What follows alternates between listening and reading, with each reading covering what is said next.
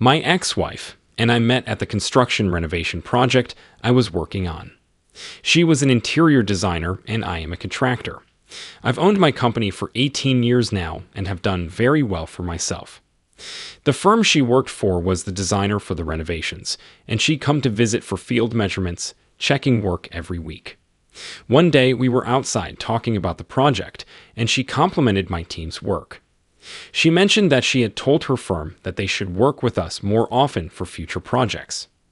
I thought it was awesome. This wasn't something I'd normally do on the job, as I typically keep it professional, but I found her attractive. I asked, "So, are you married?" There was some awkward silence, and she was hesitant to answer, as I could tell she wanted to keep it professional as well. With a smile, she said, "No, I'm not married." I followed up with, "Can we grab lunch sometime?" She said, "Sure, how about next week?" That's when she was coming back out to check the progress of some work on the project. We went on that date the following week at Arby's, yes, the most romantic restaurant in the world. It was great, though. While we were talking, laughing, and having a great time, out of nowhere, she said, "Wow, I would totally marry you." She put her hand over her mouth, as if to say, "I can't believe I said that." I just smiled and said, "Good, good." Until the project was completed, we had lunch every week at Arby's, our go-to spot. Sounds like such a lovely story where a couple meets and shares a connection, goes on to marry and live happily ever after. Nah, not at all. This woman is pure evil. We married in 2013 after being exclusive for 3 years and dating, knowing each other for 1.5 years. Her firm held Christmas company parties every year, and I'd attend. I remember the first one we went to. This guy, John, was very touchy-feely with her. She would shrug him off or whatnot, but every year he was like that.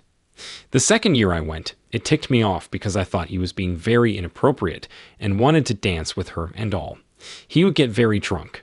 She would pretend like she had no idea why he was like that and blamed it on his drinking. I later discovered who he truly was to her. We didn't stay the night after the party, and we argued all the way back to my place. I was asking her if they had something going on, because he's too comfortable with her, and she'd say, "No, he's just like that." I asked her, "Do you like it?" She said, "Of course not." I said, "Well, go to HR."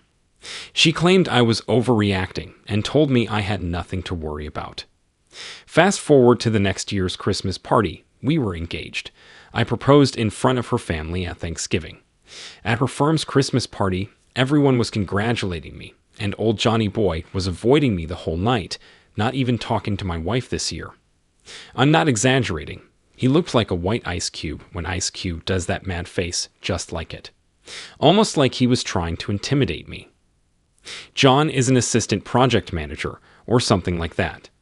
He pretty much does the work his higher-ups don't want to do. I tapped my wife and said, "I think your work husband is jealous." That was the joke between her and me about John, him being her work husband. She shrugged it off and said, "No way," but I let her know how he was looking at me. She said I should stop focusing on him, that he's nuts, so we ignored him for the rest of the night. We went on to get married in July 2013. Interestingly, at our reception, I wanted the DJ to play one of my favorite songs from J. Cole at the time, Power Trip.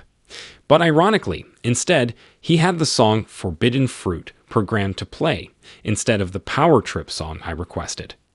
I only had one J. Cole song for him to play, and coincidentally, he played the song Forbidden Fruit. Forbidden Fruit is a song by J. Cole and Kendrick Lamar, and if anyone is familiar with the reference Forbidden Fruit, it is a name given to the fruit growing in the Garden of Eden, which God commanded mankind not to eat. In the biblical story, Adam and Eve ate the fruit from the tree of knowledge of good and evil and were exiled from Eden. I think back now and say, wow, what a sign, didn't even catch. In October of that year, we found out my wife was pregnant. I was over the moon excited and later discovered she was pregnant with twin boys. I thought, wow, I hit the jackpot. Fast forward to her Christmas party in 2019 at her firm. She said she wanted to go alone this year, and I should stay home with the kids. Her excuse was that she was overwhelmed with everything and needed a night out for herself. I wasn't happy about this, but ended up staying home with the boys that night. She didn't come home that night like she said either. I blew up her phone until it started going straight to voicemail. She got home the next morning, and I went off on her. I just felt in my guts something was wrong. She said she drank too much and fell asleep in another female co-worker's room. She started crying and said, "I finally get some freedom, and I'm accused of wrongdoings." I was so ticked the crying didn't even work, and I continued to snap at her. You need to grow the heck up. You're an adult with a family. I don't mind you going out alone, but don't try to lie to me and avoid my calls like that ever again. She ran into the room, and 5 minutes later, I heard the shower turn on. My kids were still asleep, so I went straight for her phone. I just had a gut feeling, man. The phone was locked, so I demanded her to give me the passcode, but she refused, saying I was crazy and that she's taking the children to her mom's, that I'm scaring her.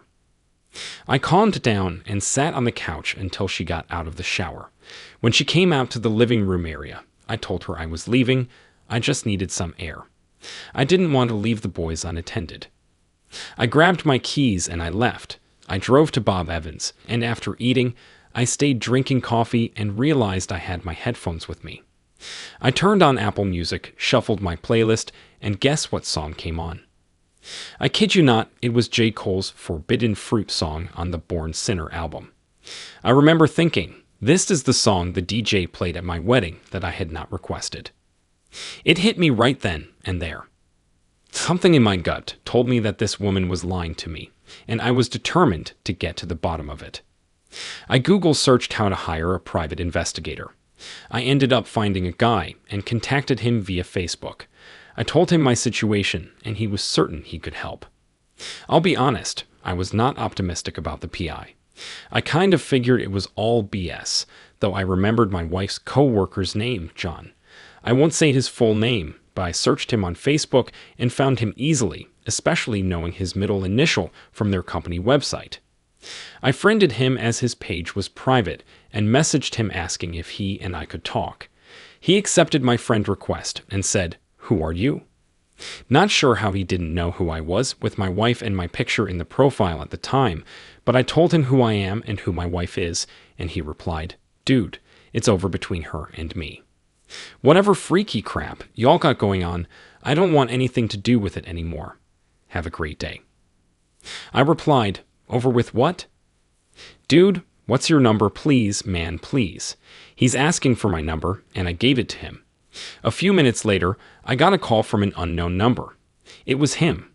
When I found out it was him, I asked, "Dude, what do you mean it's over between you and my wife?" He said she told me that you knew and that you all had an open relationship where both of you had one other partner. You had your girl, and she had me, but I was done 7 months ago after she gave me the chlamydia you gave her, you piece of crap. What? I don't have any chlamydia. He said, well, she did, and she gave it to me. She said she had no idea, and you are the only person that could have given it to her. I knew not to sign up for you all's freaky situation. I said, my wife and I were never in an open relationship. He said I should take it up with her, that he doesn't even speak to her anymore and avoided her at work. He immediately hung up the phone. I was sweating bullets at this time, sitting in my car. It was cold outside, by the way, and I was scared. I had to get checked for STDs, contact a lawyer, and DNA test my boys. My plan was to never say anything to her, just file for divorce, get everything in order, and hit her with it. I got back home, and she and the boys were gone. I'd assumed they were at her mother's, like she said. Later that day, I got a call from the private investigator. I updated him on some stuff, and he wished me luck. He explained how he could get evidence for me. 1. He was to do some background investigation. 2. Physical surveillance. And 3. Something called honey trapping. He had to explain that one to me. When he said the last thing, honey trapping, I really thought this guy was full of it. I'm glad I didn't write him off, though. He told me he was an ex-police officer, a 54-year-old man who hit the lottery for $40,000 a year after he divorced his cheating wife. He told me he used the $40,000 to go into business with his brother in 2013. They both sold that company 1 year later to a startup tech company.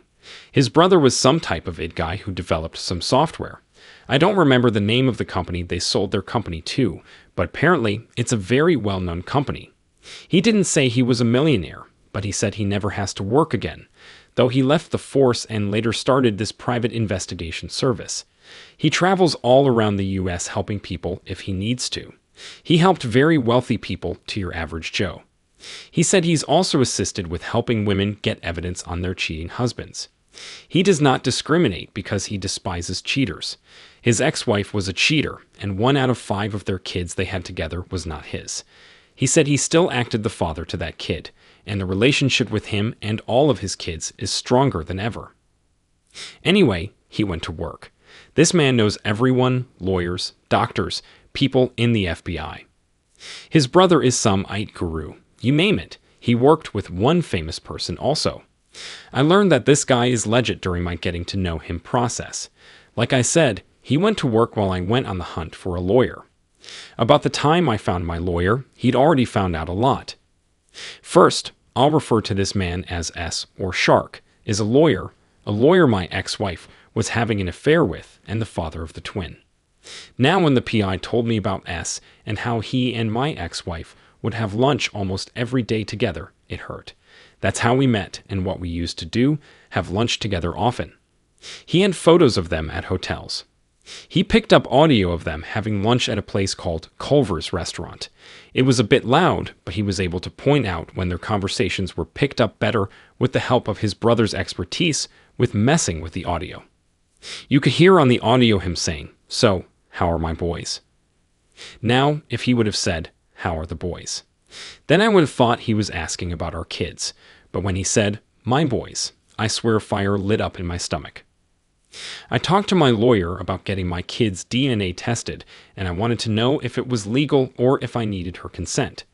His exact words were, "Although a mother can refuse a paternity test, the mother's permission is not needed to carry out such a test provided her DNA is not being submitted for testing, and the potential father has parental responsibility for any child being tested."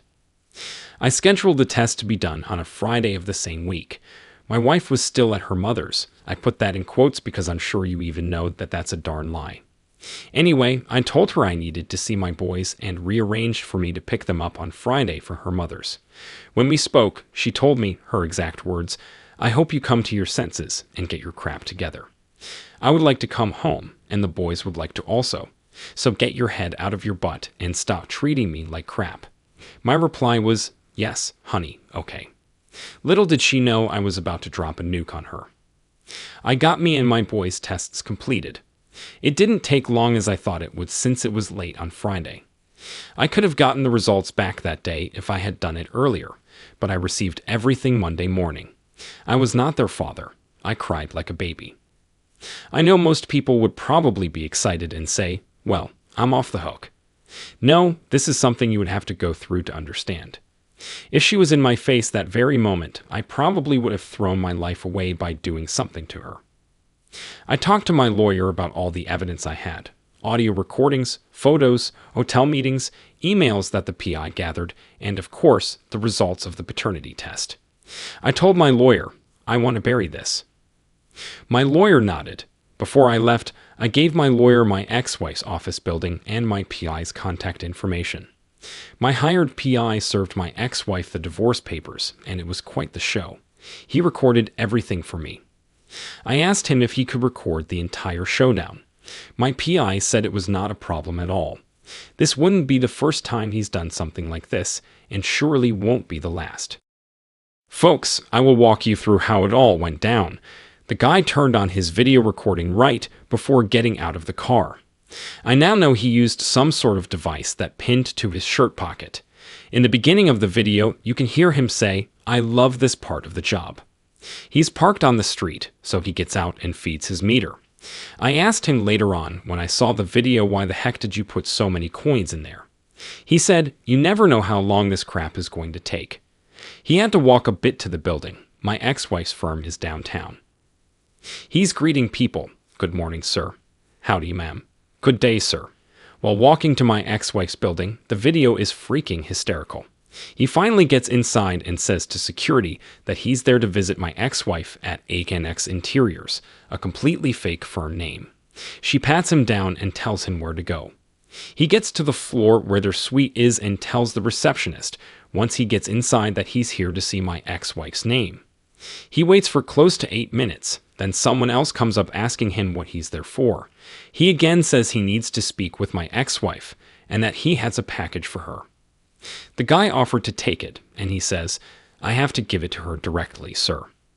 The guy was asking if it were materials or samples. "You can just leave them." And again, my PI insisted on giving them to her directly. The guy led him into the office, and you can see my ex-wife in the meeting room sitting with 5 other guy coworkers. They're laughing and drinking coffee. The guy led my PI inside so he could give my ex-wife the envelope. PI approached my ex-wife asking, "Mrs. Jones, fake name?" She says yes. PI says, "You've been served," hands over the envelope, and walks away. My ex-wife says, "Served? What?" He's headed out, and you can hear my ex-wife saying, "What the heck?" The envelope also had pictures of her and Shark along with paternity results. Before PI could even get back to the elevator, you could hear my ex-wife saying, "No, get your butt back here, you son of." PI turns and says, "Mom, I'm only doing my job." Have a wonderful day, and he's waiting for the elevator to come. She's cursing him out. Are you freaking kidding? Around that time, she must have been blowing up my phone. When I failed to answer, the text messages started coming. "We need to talk. Tell me this is a joke. Why would you want to do this to your kids? My lawyer knew Shark, the lawyer my ex-wife was having an affair with. He spilled the beans off record to my lawyer. Shark was a well-known lawyer in my city. I didn't know him, but other lawyers did, but seemed to get along quite well with my lawyer. According to my lawyer, he had a real deep conversation with him. This is not Shark's first time cheating on his wife. She has forgiven him before, but this time was a bit much for her." Months later, still during our divorce proceedings, Shark and the twins got DNA tested, and the boys were indeed his. My lawyer told me all of this. Shark's wife started proceeding to divorce him and take everything he has, as she was a stay-at-home mom their entire marriage. During my divorce, my ex-wife continued to beg me not to do this. I remained in no contact, as my lawyer advised. When my lawyer told me that Shark was getting a divorce, for his part, I truly assumed him and my ex-wife would be together. But apparently, Shark was too busy trying to do what he could to save his marriage. My ex-wife was fired from her job, not because of any infidelity she had with John, but she lost it one day and went off on a client on the phone. Apparently, it wasn't the first time it happened that month. I guess the stress of divorce was wearing on her, and she would snap at everyone, and her job performance was terrible. Though she was eventually replaced and fired, she cried in our small court hearing, saying how she has nothing now because she is getting fired and all of the stress of divorce. I found out the details of why she was fired exactly through one of her coworkers. They told me everything and how John told some of them that she gave him chlamydia. I was asking the coworker to be honest with me. I wouldn't be upset. I asked her, "Did you and others know that my wife was cheating on me with John or anyone else?" Ex-wife's coworker said, "Yeah, who doesn't have a work husband or wife these days? Usually it doesn't go past the office, but sometimes it happens." Even though I immediately got ticked, I thanked her for her honesty. I will never marry again. I will never tell any man to get married. It's just not worth it, fellas. Just stay single. Thank you for watching. Like, comment, and subscribe if you enjoyed the video. Until next time, I'll see you again.